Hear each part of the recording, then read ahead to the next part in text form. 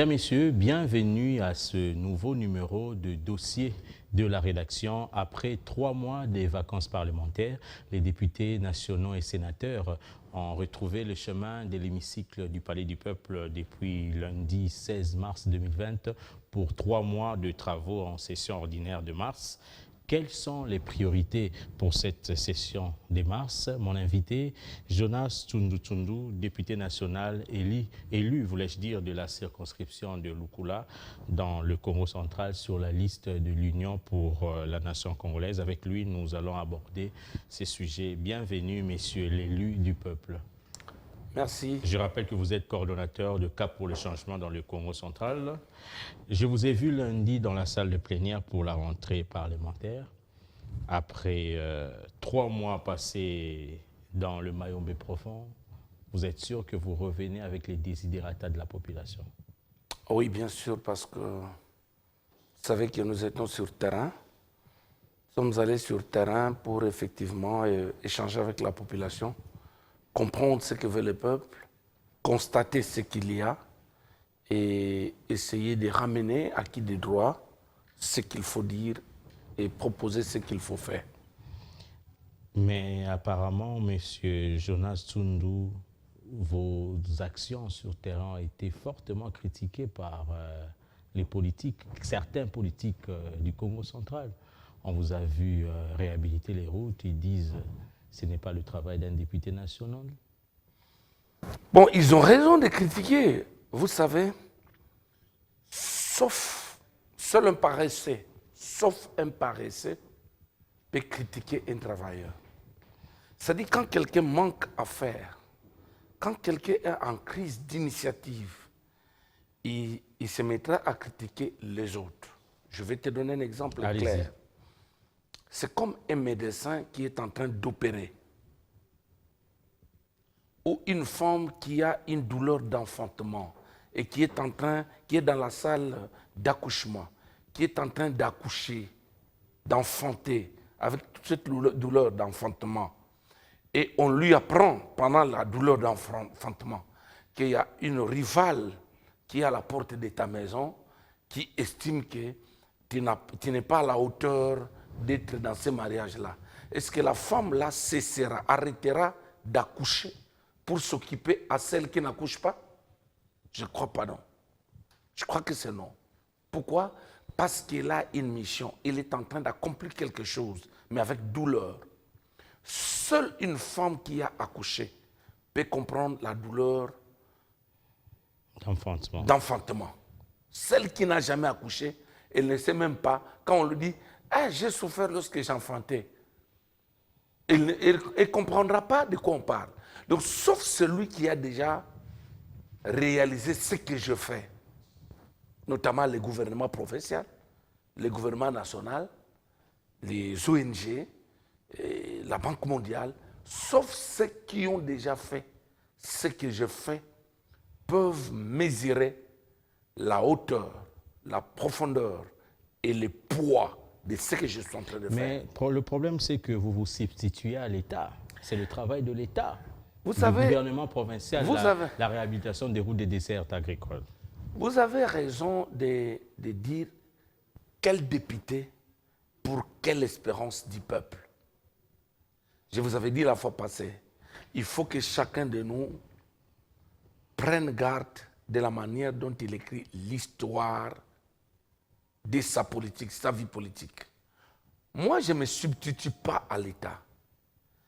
Mais je dis, et vous le savez, je l'ai toujours répété, que le cap pour un changement n'est pas un slogan, mais c'est une vie et c'est une valeur, c'est une vision. Quand nous disons cap pour le changement, en fait, vous allez constater qu'il y a eu des personnes qui se sont mariées et ils ont créé ce qu'on appelle Fativit. Est-ce que tu comprends ça? Ils ont créé ce qu'on appelle Fativit. Et dans ces Fativit, ils ont enfanté ce qu'on appelle Cap pour le changement. Et donc, c'est une vision coagulée, une vision rassemblée, une vision qui s'est mariée. Et cette vision a engendré la grande vision du changement. Et cette grande vision du changement devient une vie, cette grande vision du changement devient une vie qu'il faut communiquer aux autres, qu'il faut communiquer à la base, qu'il faut communiquer au monde. Parce que vous savez qu'il y a un message qui circulait dans le monde, que le Congo ne marchera plus. Même certaines autorités disaient « Mboko Ekobongali Soussouté ». Plusieurs personnalités « Ah, Mboko Ekobongali Soussouté ». Mais quand Félix Tshisekedi vient au pouvoir, il dit « Cap pour les changements ». C'est-à-dire, il dit « Même les désespérants, même ceux qui étaient déjà découragés, je viens vous annoncer que c'est possible de changer le Congo. » Mais ce changement-là viendra... Attendez. Allez-y. C'est pendant ces changements que nous qui croyons que nous sommes les disciples de Félix Tshisekedi, nous qui croyons que nous sommes derrière la vision de Félix Tshisekedi, nous qui croyons que nous sommes du cash, c'est maintenant le temps. Voilà pourquoi moi, parmi les hauts cadres du cash, je me dis, je dois donner la leçon comment on peut apporter du changement. En fait, depuis toujours, le discours a toujours été, les députés n'ont jamais fait la route. Les députés effectivement, ce n'est pas dans vos missions. Mais j'ai dit, les députés n'ont jamais fait la route. Attendez, je vous enseigne la notion du cap pour les changements. J'enseigne ça à tous ceux qui me suivent. C'est un cours, c'est une leçon. Ils doivent suivre ça. Les députés ne peuvent pas faire la route. Les députés doivent voter des lois, doivent proposer des lois. Je vais vous dire, en Afrique, je ne crois pas qu'il y a 3 nations qui peuvent avoir l'arsenal juridique que nous avons. Nous avons un arsenal juridique abondant à tel point qu'on ne l'exploite même pas. Pour votre information, vous savez que nous avons plusieurs lois non appliquées. Bon, à la place que je vienne proposer une loi maintenant, alors que celles qui sont là ne sont pas appliquées, je préfère d'abord maintenant de regarder quel est le vrai besoin de mon peuple à la base. Maintenant, quand je m'approche du gouvernement, vous allez, je donne l'exemple du gouvernement provincial chez moi au Congo central. Pendant que nous venons de venir, pendant qu'on a commencé notre mandat, juste au début de notre mandat, c'est le spectacle du mimiquette. Oh non, voilà, elle a violé, il a violé, on a violé, on a fait ceci, on a fait cela. Pendant toute une année, on était dans cet embrouillio-là, cet embrouillement-là, embrouillement. Je me suis dit, si je suis ces gens-là, ma base ne va pas se retrouver. Et pendant qu'eux s'embrouillaient dans la mimiguette, moi j'étais concentré à une étude objective. Je regardais qu'est-ce que ma base attend de moi. Et je me suis retrouvé que j'ai dit un discours. Je prononçais un discours, j'ai tenu un discours pour dire à la base, avec ou sans l'argent de l'État, je ferai la route. Maintenant que je vois le gouvernement provincial qui doit m'appuyer, et d'abord dans le spectacle de la mimiguette, je préfère moi me concentrer à autre chose. Qu'est-ce que je fais? J'ai sacrifié les acquis. Les acquis de ma législature. J'ai pris mes crédits dans des banques et je me suis investi à faire ce que je suis en train de faire. Et quand je l'ai fait, parce que, comme vous pouvez le constater, même dans notre province, est-ce que vous savez que même dans notre province et ailleurs, pendant plus de 3 mandats passés, il n'y a jamais eu de routes de dessert agricoles faites par des gouvernements provinciaux. Et donc, puisqu'il n'y avait rien là, rien ne se faisait. Mais ils viennent et faire. La plupart donner des gens. L'argent au gouvernement provincial. Non, moi je ne peux pas donner l'argent au gouvernement. Moi je donne un cours. Moi je suis en train de donner la leçon du cap pour les changements. Je vais donner l'argent au gouvernement. Moi c'est une leçon que je donne. J'enseigne à tous ceux qui pensent que ce n'est pas possible. Je leur enseigne que c'est possible d'avancer avec les moyens des bords. C'est pourquoi moi j'ai pris un petit crédit. Le crédit que j'ai pris, j'ai payé les engins. Le crédit que j'ai pris, les restes... Mais vous ne craignez pas de s'arrêter en cours? Non, attendez, mais je donne la leçon. Alors quand je suis allé à la base avec mes engins, avec du carburant et tout ce que j'ai disposé, la première des choses que j'ai fait, parce que la province ne m'a pas donné l'argent, la province n'avait pas cédé. La province disait, on n'a pas l'argent, on n'a pas l'argent, on a des affaires, on a des problèmes. Tantôt il faut aller au parquet, tantôt il faut venir au Conseil des ministres, tantôt il faut aller à, je ne sais pas comment on appelle ça, à Kisantu, dans les hôtels, tantôt il faut aller en Kamba, tantôt il faut aller à Singini, tantôt... Maintenant, moi, je n'avais pas le tour là, le temps de faire le tour là. Moi, je n'ai pas le temps d'aller dans un jardin botanique pour faire des déclarations. Non, moi, j'étais concentré à voir qu'est-ce que ma base attend de moi. La base de Lukula veut des routes de dessert agricole.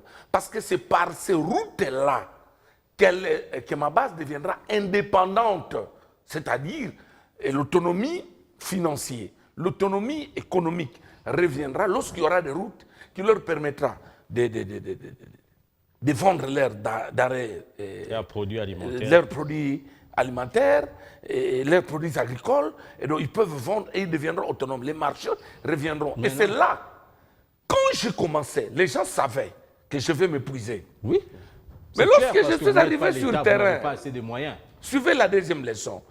J'ai d'abord pris le crédit. D'abord, première leçon, j'ai réfléchi. Je me suis désolidarisé de tous mes collègues qui étaient dans la fougue de Mimiguette. Je me suis désolidarisé pour voir autrement. Deuxième leçon, j'ai cherché où trouver les moyens pour accomplir ma vision. La troisième leçon, je me suis dit, avec le peu que j'ai, je ne m'en sortirai pas. Il faut que je puisse impliquer le peuple. Je suis allé vers le peuple. Vous avez vu les images? On m'a reçu comme un roi. Et le peuple a compris ma vision. Ils ont pris ma vision en charge. Je leur ai dit, cette vision que vous voyez, c'est ça la vision de Félix Tshisekedi. C'est ça la vision de Vital Kamerhe. Ce sont ceux-là mes leaders. Et donc, quand le peuple a compris que les changements c'était ça, qu'il fallait agir comme le chef de l'État l'a dit, et le peuple de Tsundi Sud et de Lukula a épousé. Aujourd'hui où nous parlons, quand vous voyez les arbres tomber, on est en train de couper les arbres. Ce n'est pas ma scie moteur, ce n'est pas mon argent. C'est la population, c'est la scie moteur de la population. La population, l'un vient avec une tronçonneuse, l'autre vient avec une pioche, et le suivant aussi vient avec un fil de carburant. Il y a aussi des amis, il y a certains politiciens aussi qui ont compris que j'étais dans la bonne voie, qui m'ont apporté un soutien. Ici, Est-ce que vous pensez que cette leçon-là a été comprise par et le gouvernement central et le gouvernement provincial? Mais bien sûr, attendez. Non, bien sûr, attendez. Aujourd'hui, je viens de réaliser déjà 35 km sans appui. Attendez, 35 km très bien fait, sans appui du gouvernement provincial. Donc la leçon n'est pas comprise. Non, attendez. Ce tronçon-là, c'est un tronçon qui a existé depuis plus de 30 ans. Ça n'a jamais été entretenu. Même le tronçon principal de Sion-Mbatameng, ça n'a jamais été entretenu. Les quelques gens qui ont fait les aventures d'entretien, c'était à 3 jours des élections, ils amènent leurs machines, et puis ils font l'aventure, et après 1 jour des élections, ils font sortir leurs engins. Et ça ne reviendra qu'à la prochaine élection. Et donc c'était ça que je traite d'aventure. C'était les aventures qu'ils étaient en train de faire. Mais moi, je suis en train de faire les choses. Il n'y a pas d'élection. 2023, ce n'est pas aujourd'hui. Mais je suis en train d'accomplir ce que j'ai promis au peuple. Et j'ai compris la douleur du peuple. Oui, oui. Voilà le travail qu'ils sont en train de faire. Et ça, c'est la 4e leçon. Et aujourd'hui, le gouvernement provincial a compris que si un individu arrive à faire 35 km avec ses moyens propres... Mais qu'est-ce qu'ils ont fait? Rien jusque-là. Non, non, et maintenant là, félicitations, merci gouverneur, excellence. Merci au ministre provincial des ITPR, M. Guilhem Pantou. Et merci à tous les cadres provinciaux, parce qu'ils ont mordu, ils sont en train d'étudier comment financer, comment accompagner ce que je suis en train de faire. Donc jusque-là, ils sont dans l'étape des études. Oui, ils sont en train d'étudier parce que c'est une passation de marché. Et bon, ils sont en train d'étudier comment m'accompagner parce que j'ai donné la leçon à l'exécutif que moi, individu, j'ai fait 35 km sans appui, sans aucun rond du gouvernement, tant provincial que national. Et donc, c'est une mise en scène quand ils nous disent qu'il n'y a pas l'argent. Parce que moi, l'individu, je suis en train de faire. OK. Vous avez fini vos vacances parlementaires, vous êtes revenu, lundi il y avait rentrée parlementaire. Vous revenez avec quel état d'esprit, vous, députés nationaux, après avoir vécu tout ce que vous avez vécu dans vos provinces? Vous savez, seul celui qui était en vacances peut comprendre ce que nous disons là. Vous savez que la crise qu'on trouve à la base, c'est une crise inacceptable. La population ne sait pas à quel sens se vouer. En tout cas, ça ne va pas à la base. Malgré la crise à la base, nous ne comprenons pas, le chef de l'État a demandé qu'on puisse débouter toutes les barrières. Ici, en passant, je félicite le général de la police du Congo central qui s'est mis lui-même en action pour aller chasser toutes les barrières de Kasangulu à Mwanda, de Matadi à Tchela. Il a tout chassé. Malheureusement pour lui, après son départ, tous ces petits voleurs-là ont repris leurs barrières. Si vous allez sur la voie de Loufou, vous trouvez barrière anti-fraude. Si vous allez vers Mayombe, vous allez à Lokula, il y a un colonel gangster qui s'en fout des ordres du chef de l'État. Il met des barrières là-bas. Et dernièrement, on a fait même tomber une femme enceinte. On a poussé une femme qui a failli mourir, qui a été sauvée de justesse et à l'hôpital de Kango. Donc, tous ceux qui vivaient par des tralala, eh ben, ils trouvent que le nouveau général, vient de rétablir l'ordre. Il est en train de suivre ce que le chef de l'État veut. Maintenant, ils mettent des embuscades dans des forêts, et dans des places là, en cachette, pour embrigader le peuple, pour tracasser le peuple. C'est très grave, hein, ce que vous dites. Oui, mais j'ai des images de ce que je dis. Et c'est très grave. Je suis passé, j'ai fait les rapports au gouverneur. J'ai eu même des preuves. J'ai fait les rapports au gouverneur. Et heureusement aussi, j'ai fait les rapports au général. Et là, je félicite le général. Parce que le général s'est mis en œuvre pour mettre fin, pour décourager tous ces gens-là. Voyez-vous? Et donc ça, c'est grave. Donc en même temps, le peuple est affamé. Le peuple ne sait pas comment, qu'est-ce qu'il faut vendre, qu'est-ce qu'il faut faire pour trouver l'argent. Mais on les arrête à tout moment. C'est un embêtement terrible et terrible. Tantôt c'est Autotrans qui se met en route. Tantôt c'est Antifraude qui se met en route. Tantôt c'est même les birodés que vous retrouvez en route. Je ne sais pas si c'est une nostalgie de l'ancienne BCRS ou de l'ancienne OR. Je ne sais pas quoi là. Je ne sais pas qu'est-ce qui se passe. Et vous êtes revenu pour la session ordinaire de mars qui a commencé lundi. Mais s'il faut retenir, Alain, il y a un sérieux problème d'insécurité. Un sérieux problème, parce que quand vous voyez maintenant... Dans le Congo central, oui, un sérieux problème de l'insécurité. Et que diront ceux du Nord Kivu? Non, mais écoutez, mais ils ont raison de revendiquer ce qu'ils ont vu. Moi, vous m'avez posé la question sur mes vacances parlementaires. Je dis ce que j'ai constaté chez moi. Je parle de chez moi, ce que j'ai constaté. Les collègues du Nord Kivu aussi, ils déplorent plusieurs choses pour lesquelles nous attendons une action concrète du gouvernement. Et quelles doivent être ces actions? Comment vous allez, mais attendez, la première mission de l'État, c'est de sécuriser le peuple et ses biens d'abord. Donc il faut que l'État s'assume. Il faut que l'État nous rassure. L'exécutif doit nous rassurer. Les policiers, aujourd'hui, on a plusieurs policiers comme roulage, parce que là-bas, il y a des commissions, il y a des makelemba, tout ça. Donc, tous les policiers sont gonflés vers la PCR. Vous voyez? Vers la PCR, ils sont gonflés là-bas. Maintenant, il y a peu d'effectifs pour ceux qui doivent assurer la sécurité de la population. Il y a des policiers que vous irez trouver dans des fermes. Plein de policiers dans des fermes pour surveiller des fermes. Allez à Kasangulu, vous trouverez dans des fermes à Kasangulu ici, plein de policiers en train de surveiller des fermes et des individus. Alors qu'on a besoin des effectifs pour aller protéger la population. Vous voyez ça? Et donc, quand vous allez dans plusieurs postes, il n'y a pas de policiers.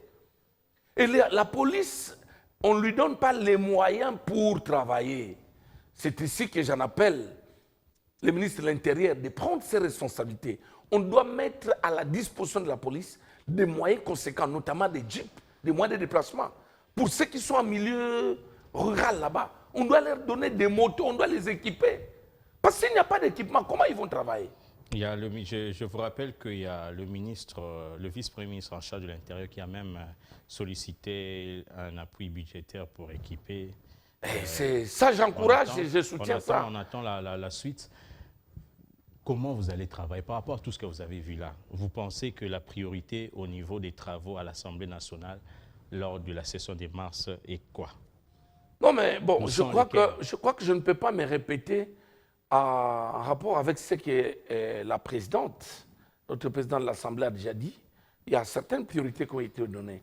Mais moi, en rapport avec ce que je vis chez moi, je crois que maintenant, nous devons d'abord encourager le gouvernement à maximiser leurs recettes afin d'appliquer les budgets que nous avons votés. Que ce budget-là soit réaliste et que ça devienne pratique. Parce que si ça n'est pas pratique, eh bien, je crois que ce n'est pas le temps. Et si ce gouvernement, Ilukamba, ne sait pas mobiliser les fonds, et donc je demande au chef de l'État de ne pas avoir honte, remanier Bango, changer Bango, pour que tu sois capable de mobiliser les fonds. Parce que ce n'est pas le temps de pleurer maintenant là. Et comment vous allez procéder? Comment ça va? Ils doivent procéder. Nous, ce n'est pas à nous de leur dire ce qu'ils doivent faire. Qu'est-ce que vous allez faire? Vous allez non, ici on a besoin, ici on a aussi besoin de l'esprit managérial du gouvernement. Le chef du gouvernement doit revêtir son caractère managérial. Je sais qu'il en a. Il en a. C'est un homme compétent, mais qu'il fasse encore mieux que ça. Au lieu de venir nous dire non, il n'y a pas l'argent, voilà. Non, mais attends, nous avons du coltan, nous avons des cuivres, nous avons tout ce qu'on peut avoir. Alors maintenant, si on traite le Congo comme scandale géologique, alors vous voulez nous dire qu'il n'y a pas l'argent. Et donc, vous ne savez pas où trouver l'argent, démissionnez, comme ça nous cherchons. Mais les hommes capables nationale, on critique aussi, vous les élus, qu'il n'y a pas beaucoup d'initiatives de contrôle parlementaire. Hein. Vous savez, le contrôle parlementaire n'est pas synonyme de vengeance ou d'harcèlement. C'est une fonction, sinon un rôle normal que nous devons jouer.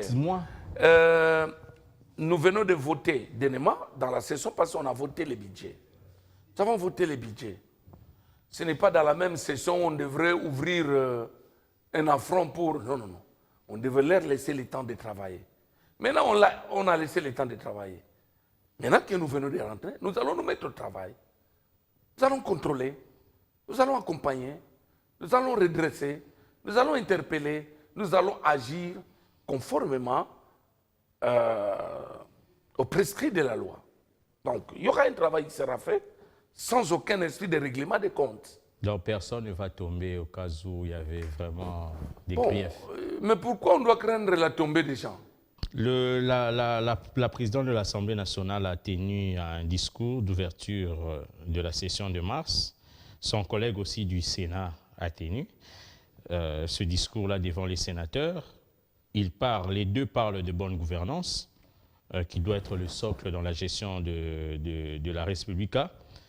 Mais pour l'honorable Alexis Thambwe Mwamba, il met en garde le chef de l'État dans son rapprochement avec Israël.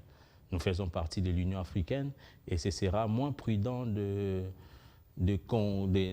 dire clairement son attachement à Israël parce qu'on peut aussi déranger les États membres de l'Union africaine qui sont des États arabes.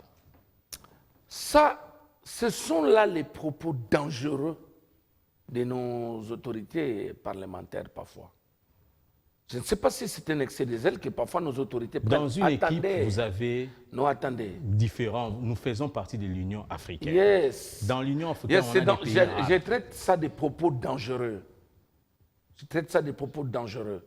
Parce que, vous savez, mon frère, on ne doit pas asphyxier les chefs de l'État et la RDC est indépendant.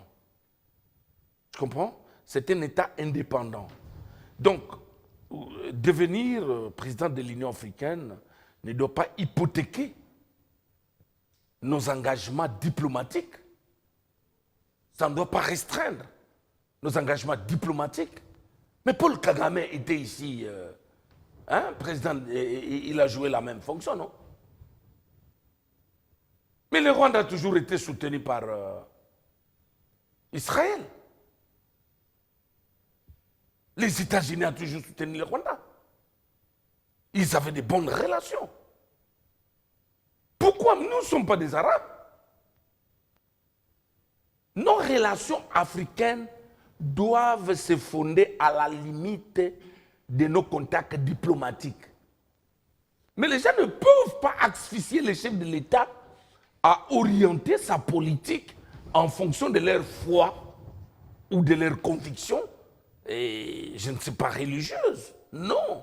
On dit plutôt que c'est le chef de l'État qui a orienté en fonction de ses convictions religieuses. Non, non, non, non, non, non, non, non, non. Écoutez, le chef de l'État, je vous avais dit dans l'émission passée que le chef de l'État est en train de restaurer toutes les vieilles relations de la RDC qui peuvent rapporter aux Congolais ce que les Congolais attendent.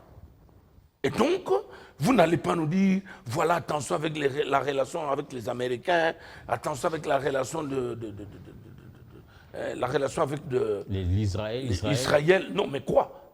Pourquoi? Pourquoi? Pourquoi? Il n'y a pas de... C'est dangereux, ça. Ce sont des propos très dangereux. Et ici, vraiment, il faut que les gens fassent attention à ce qu'ils disent.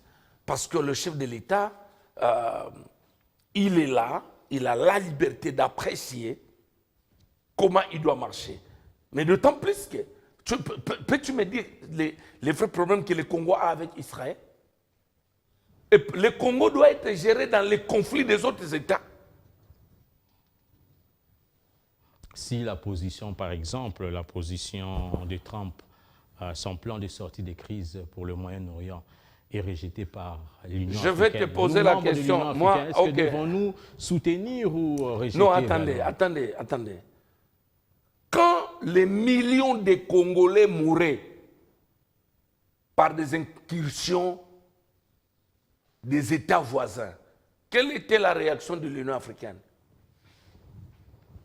Parce que jusque maintenant, mes frères de l'Est continuent à mourir chaque jour. Donc le chef de l'État a la liberté de prendre des engagements qui peuvent lui rassurer une avancée sécuritaire, une technologie sécuritaire et militaire capable de sécuriser les Congolais. Donc si c'est par les Américains ou par Israël qu'on peut avoir par exemple un arsenal militaire, diplomatique, sinon économique, qui peut sécuriser les Congolais, il n'y a pas un crime. Il faut que les chefs de l'État continuent sur cette voie-là. Et d'ailleurs, le Congo, c'est un État laïque. Et donc, on ne va pas obliger au chef de l'État, s'il est chrétien, de ne pas tisser ses relations chrétiennes. Non, on ne va pas les limiter. Vous êtes de l'UNC. Oui. Vous êtes de l'UNC qui est partenaire de l'UDPS au sein du CACH. Dites-moi, comment vous allez... comment sera cette cohabitation entre vous et votre partenaire à l'Assemblée nationale, surtout qu'apparemment on sent que l'UDPS et l'UNC ne marchent pas dans la coalition Cap pour le changement? Non, l'UDPS et l'UNC, tout va bien. On accuse d'ailleurs votre président dans les réseaux sociaux de vouloir déstabiliser le chef de l'État à travers tout ce qui se passe dans Qui le dit? Il y a une main noire derrière tous ces fondeurs de l'UDPS. On pense à vous, On pense à nous. Ou à votre président national. Bon, attendez, vous savez, parfois les gens n'ont pas honte. Les gens ne savent pas que lorsqu'ils parlent aujourd'hui, il y a aussi une histoire qu'il faut lire. Attends, où est la place des Kaméré dans les conflits Kabound? Peter Kazadi. En politique, il n'y a pas de cadeau. Non, attendez, laisse-moi Tout est possible en politique. Alain, il faut avoir la culture. Moi, je suis un homme d'État. Quand tu me poses des questions qui parlent des individus, tout le monde me suit avec attention. Ils attendent ce que je dis pour qu'on récupère ça politiquement. En bien comme en mal. Et donc, si aujourd'hui, les amis accusent Vital Kamerhe, mon chef, d'avoir la main noire pour déstabiliser Kabound ou Kabuya, ou je ne sais qui. Le président de la République. Ou le président de la République. Je ne sais en quoi et comment. D'abord, je t'informe clairement qu'il n'y a aucun conflit entre les chefs de l'État et son directeur de cabinet. Le climat est très calme et apaisé. Ça, c'est de un. De deux, dans ce qui se passe dans l'UDPS, ça n'a rien à voir avec Vital Kamerhe. Moi, je ne veux pas que les gens étalent leurs incompétences sur le dos des autres. Parce que, aujourd'hui, mais les conflits entre ce gens-là qui passent à la télé, parce que je ne voudrais pas, tu sais que je n'ai pas la culture de parler de gens. Mais les conflits là, mais ce sont des conflits qui ont existé avant même que l'alliance UNC-UDPS n'existe, non? La population qui me suit, c'est ça. Les combattants de l'UDPS savent que le conflit entre Kabound et Jacquemain Chabani, ce n'est pas un conflit de Kamerhe. Non, attendez, tu m'as posé une question clé. Ce n'est pas un conflit de Kamerhe. C'est un conflit qui a existé avant même que l'UNC ait d'alliance avec l'UDPS. Donc il ne faut pas commettre le nom de Vital Kamerhe dans cette affaire parce que c'est une affaire interne. Vous savez, à l'INC, nous avons des problèmes sérieux. Je vais te dire. Toi, tu sais que même moi, Tsundu, ici, qui parle, mais si je te dis les accusations, si je te rappelle les accusations dont je suis victime, même de ma propre province, parfois de gens de mon propre parti, de ma province, si je te dis ce que ces gens-là disent de moi, tu peux même cesser de servir les partis. Mais attends, tout bon leader doit être attaqué. Tout bon leader doit être critiqué. Ce n'est pas pour autant que tu vas chercher, voilà, Alain m'a critiqué parce que Jean-Marc l'a utilisé. Non, non, c'est normal. Tout grand leader, tout celui qui s'attend à devenir grand, doit être attaqué, doit être critiqué. Mais il faudra que chacun de nous, dans la position qui lui est donnée par son parti, apprenne à gérer les conflits à l'interne du parti. Mais le comble, c'est quoi, Monsieur Jonas, sans s'attaquer aux autres. Le comble, c'est quoi? Voilà. Les alliés de l'UDPS ont appelé même au dialogue, ils ont réagi par rapport à tout ce qui se passe. Mais vous qui êtes alliés de l'UDPS dans le Cap pour le changement, vous ne dites mot, apparemment c'est comme si tout ce qui se passe là-bas vous enchante. Mais attendez, vous n'avez même pas... Non, c'est votre allié. Alain, vous ne dites comment rien, vous voulez... ne dit rien. Laisse-moi te dire. Je t'ai donné l'exemple. À l'UNC, il existe des problèmes sérieux. Qui n'est pas sorti... Mais qui ne sortent pas. Bon, mais attends, la situation est déjà... Laisse-moi répondre, la Alain. situation est déjà sur Alain, le ne lieu m'interromps public. pas, ne m'interromps pas. À l'INC, nous avons des problèmes sérieux. Donc moi qui vous parle, je suis victime, je fais l'objet de plusieurs accusations. Il y a des gens même qui font des montages, ils font même des éléments sonores. Voilà, j'ai fait ceci, Jonas m'a pris ceci, Jonas a fait ceci. Mais quand tu regardes, tu dis non, non, ça c'est faux. En grand, tu ne peux pas répondre. J'accepte, j'assume. Et à l'interne, mais Mayo Wambe qui a toujours été accusé de plusieurs mots. Notre secrétaire général, ancien secrétaire général Mayo, mais il est accusé de tous les mots. Celui qui fait l'intérim, Emebouche, est accusé de plusieurs mots. Mais vous ne pouvez pas entendre ça en dehors de l'UNC. Parce que ce sont nos problèmes à l'interne du parti. Chacun de nous gère ces problèmes. Et le parti arrive à gérer au sommet du parti ce qui se passe. Comment voulez-vous que l'INC se prononce? Parce que vous me posez la question, pourquoi l'INC, les alliés de l'UDPS se sont prononcés et vous, l'INC, vous nous prononcez. Qu'est-ce que nous allons dire sur quelque chose qu'on ne maîtrise pas? Le problème que si nous réagissons aujourd'hui, attendez, si nous, en coulisses, non, si nous réagissons, mais nos chers amis, soyez calmes, les priorités sont ailleurs. Attendez, est-ce que tu sais que nous, à l'INC, notre leader, Vital Kamerhe, a appelé au calme. Il a dit clairement que n'attaquez pas les amis de l'UDPS et vice-versa. Pourquoi? L'échec de l'UDPS, c'est l'échec de l'UNC. Exact. L'échec de l'UNC, c'est l'échec du FCC. Exact. Pourquoi? Parce que nous sommes en coalition. Donc si ça brûle chez l'autre, ça va freiner votre élan de la coalition. À notre niveau. Voilà pourquoi nous, à notre niveau, nous sommes en train de nous battre pour ne pas se mixer aux affaires d'autrui. Mais au contraire, au nom de la coalition et au nom de notre alliance, nous demandons aussi à nos amis de cesser de citer le nom des Camérés pour des choses internes qui ont existé avant même que notre alliance n'existe. Parce que ce conflit-là existe depuis notre alliance. Maintenant, il faudra... Bon, maintenant, là, ils sont en train de faire des déclarations. Voilà, j'appelle au calme et tout ça, mais les mesures vont tomber. Mais quand on veut la paix, il faut aller dans la paix, non? Mais il ne faut pas aussi laisser passer tout ce qu'il y a. Il faut sanctionner ceux qui ont... Alors voilà, mais il faut tirer les conséquences des mesures que vous prenez. Alors il ne faut pas citer le nom des gens. Nous allons terminer avec le coronavirus. Déjà, lors de la rentrée parlementaire, hein, il y a eu un dispositif terrible là, pour essayer de contrôler si les députés nationaux et même les invités de la cérémonie solennelle de la session des mars n'ont pas le coronavirus. Est-ce qu'aujourd'hui, nous avons 7 cas aujourd'hui, 7 cas de coronavirus en République démocratique du Congo, est-ce qu'aujourd'hui vous pensez qu'on doit momentanément suspendre les plénières comme on l'a fait au niveau du Sénat, à l'Assemblée nationale? Oui, mais bien sûr. Ne pas suspendre les plénières à l'Assemblée nationale, toutes les plénières doivent être suspendues momentanément pour la protection des députés que nous sommes.